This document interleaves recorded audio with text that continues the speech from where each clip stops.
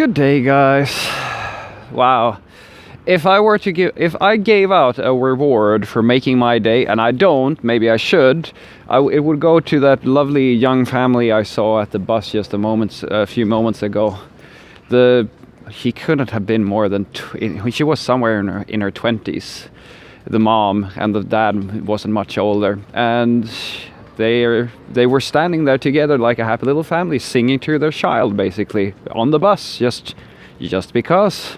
And yeah, it really brightened up my day. But enough about that. Let's get into it. So today we are going to get back to talking about cooperation within the workplace and with your colleagues. And I'm going to not dissect, but I'm going to address a question that I got from my boss the other day, actually, where I was explaining to him like the status of the project, and I was saying that, well, basically I have to make a few tweaks to the interfaces and change a few things that I've already kind of finished because the data model on the server has changed.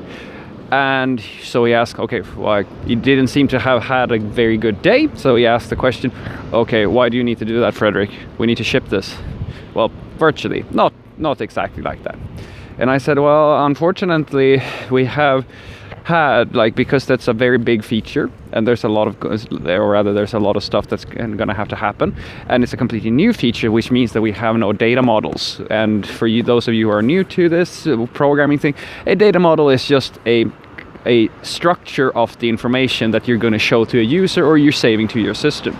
And these things are very important because if you don't have a understanding of what the different data names are going to be, like what the names of things are, like if you have no idea what shape your data is in, it becomes very tricky to make a interface, because the interface is really only there to show this information or allow you to change that information. So if that doesn't exist, it's very tricky for you to figure out what you're actually going to build. Now, my boss had stressed how important it was, or rather my product manager had said, this is very important, we need to get started and get quickly done and so forth. So we attacked as a team, we came together and we attacked the problem from 3 different angles.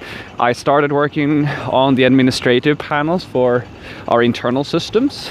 One of my colleagues started working on the user-facing interfaces, which the users are going to use, and my third colleague, the third guy working on it, started working on the model. Now, the issue here is that we are working from 3 different angles, but it's only my colleague who is working at the data layer who is actually in a little bit of a predicament. Well, we are the rest of us is in a predicament as well, because that work, the data model, because both the other two, the interfaces, only consume the data model. We have nothing to say about the data structure. All we can really do is to consume what's coming from the server. We can't actually declare what we want in any meaningful way. So whatever my colleague who is doing the server side of things is gonna make is the thing that we are gonna have to cater to. So in a sane universe, it would make more sense that we would together build the server side to start off with and then build the interfaces. Unfortunately, that's not much of an option when you're going for speed.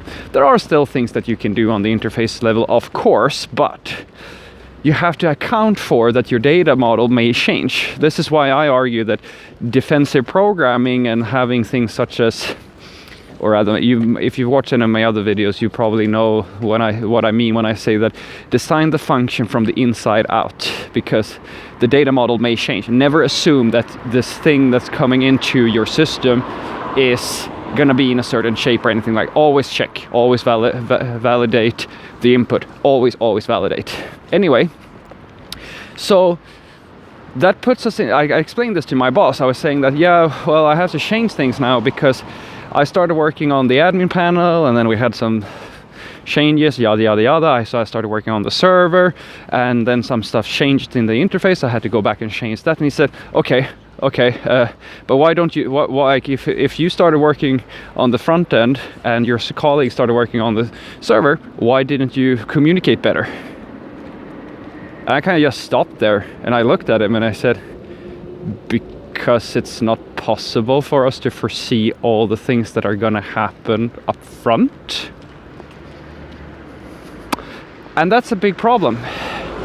It's a big problem. It's the reason why there are oversights in your specifications. It's the reason why I argue that agile programming even came to be. It's the reason why people have meetings and iterations, and why things never really like pan out as perfectly as you want them at the planning stage the first time, especially in programming. Because the problem is that when you're at the planning stage, you are not thinking about all the cases. It's not possible for you to think about all the things that are possible, and you can't. It's just not feasible. You can't. Humans cannot do this. And it's very unnatural for us. I mean, even at the planning stage, I mean, if you think about it in theory, if it was possible for us to completely foresee all the things that may be relevant to solving, let's just take coding to keep it simple, to solve all the problems that we're looking to solve, if we could foresee that, then we would still work as we used to do, where you had some type of technical expert sit down with the customer, declare all the specifications, how everything was going to work, and then you would just build it. That would be it, because you could perfectly foresee and perfectly design a specification that will foresee all the things that are going to be relevant to the project.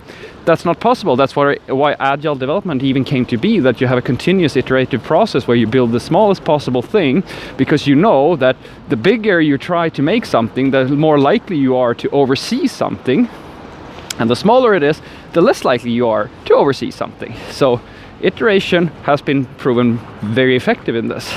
So I told my boss basically what I was saying. Like I said, because we simply didn't know all the things we needed to know about what we're supposed to build at that stage. So it doesn't matter how much we communicate.